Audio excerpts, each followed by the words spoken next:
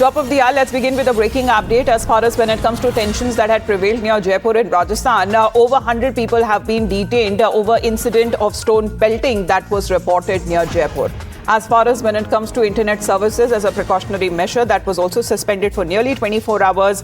But the area seems to be tense after a stone pelting incident that was reported between two communities. As far as the tensions erupted when the police attempted to remove the iron railings as they encroached on the road, and thereafter the police had to resort to tear gas shells and use mild force to disperse the crowd. The situation there is said to be tense at the moment. As far as when it comes to the teams from the special task force, the riot control units were also deployed in the town.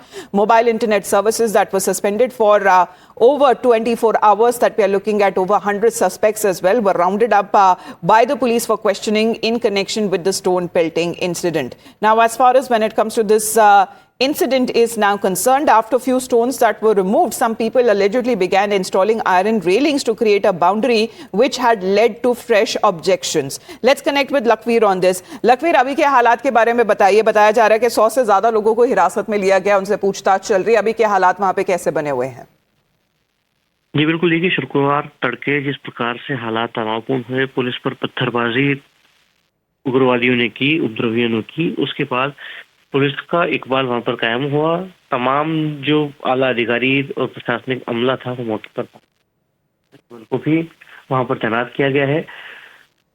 Internet सेवा को बाधित कर दिया गया था 24 घंटे के लिए, और वहीं 100 से ज्यादा लोगों को हिरासत में लिया गया था। जो लोग जम्मू में शांति व्यवस्था को खराब करने में शामिल थे, उनमें साफ तौर पर अधिकांश लोगों के खिलाफ मुकदमा दर्ज किया जाएगा, तो वहीं जो लोग सीरियस क्राइम में शामिल नहीं थे उनके खिलाफ शांति भंग का मुकदमा दर्ज किया जाएगा।